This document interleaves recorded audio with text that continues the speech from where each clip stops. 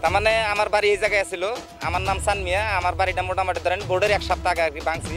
এই জায়গার যেটা পরিস্থিতি বা যেটা পরিবেশ, আমার রাইজগুলা যেগুলো ঘর বাড়ি ব্যাংকে যেটা সর্বহারা হয়েছে, কিন্তু এই নেতাগুলো আমাদের এই জায়গায় আসলারে কি করে, আমরা ঘর বাড়ি ব্যাংকে খুব দুঃখজনকভাবে আমরা কষ্ট করে আছি।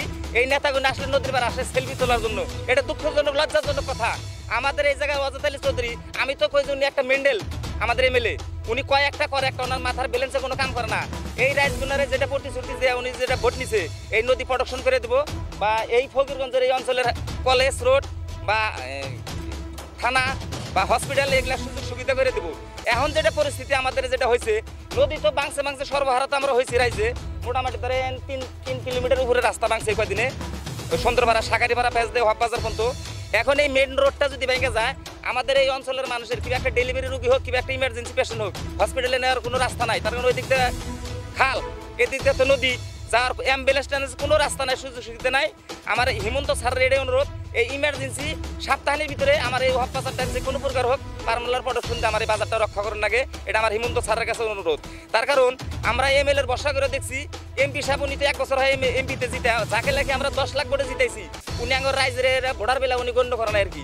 10 লাখ ভোটে কিন্তু সারা ভারতবর্ষের মধ্যে নাম করে রোগে বলে জিতাইছি। উনি এখানে কোনো ভোট নিয়ে ওনার আঙ্গর রাইজের কোনো দেখশন করে না, কোনো খবরবার্তা নাই। এই যে এবার যেগুলো মানুষের ঘর বাড়ি বাংলো, উনি টেহা বসা না দিক বা উনি কোনো বস্তু আঙ্গরে সহায় না করুক, কিন্তু ওনার আহার এই জায়গায় দরকার আছিল রাজ্যের পরিস্থিতিতে দেহি ওনার যেটা পরিবেশ, উনি তার মানে ওনার জীবনে উনি এমপি হওয়ার কোনো অন্য সমষ্টিতে দাঁড়াইলে, কিন্তু আঙ্গ এই দক্ষিণ পাড়ার মানুষ খুব বুর্বক পাইসাল দিকে উনি 10 লাখ ভোটে উনি জিতছে।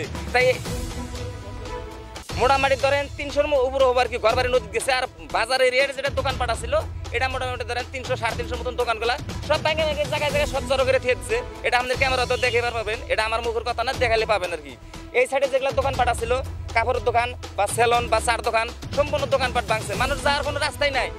তার কারণ এই বাজারটা এটা কিন্তু ভাড়ামাটিতে বাজারটা ছিল, কিন্তু ওইরকম যে পার্মানেন্ট ভাবে যে একটা জায়গা পাবো ভাড়ামাটি বাজার করার জন্য, ওই সুবিধাটা আঙ্গুরের যেমন না কিন্তু রাইজের নাই আর কি। এতে সরকারের ঠান আমার অনুরোধ যে এই জায়গাটুকা এখনো যেটুকু আছে আঙ্গুর দাঁড়ানোর মতন জায়গা, আঙ্গুর এই জায়গাটুকা ইমার্জেন্সি প্রোটেকশন লাগে। এটা আমার হিমন্ত স্যারের ঠান অনুরোধ, কিছু সচেতন ঠান আমার অনুরোধ রইল যে আপনি স্যার জায়গাটা একবার দেখেন।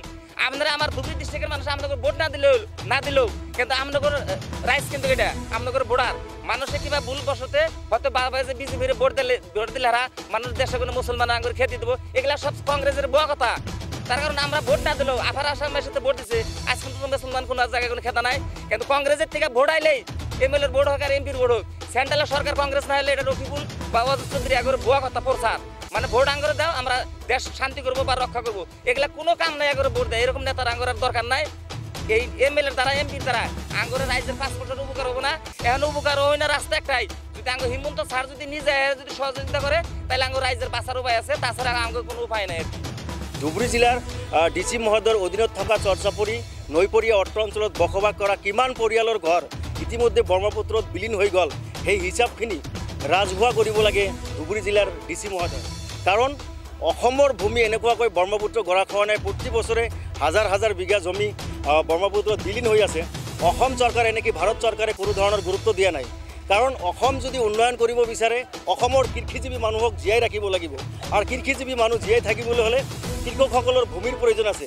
আৰু যি ভূমিত কৃষি উৎপাদন কৰি আমি সকলে তেওঁলোকৰ উৎপাদিত পুষ্টিকৰ খাদ্য খাই জীয়াই আছোঁ, এই কথা কিন্তু বিভাগীয় কৰ্তৃপক্ষই এনেকৈ অসম চৰকাৰ ভাৰত চৰকাৰ কেতিয়াও চিন্তা নকৰে যে কৃষকসকলৰ ভূমি নাথাকিলে কৃষি উৎপাদনৰ হাৰ কমি যাব।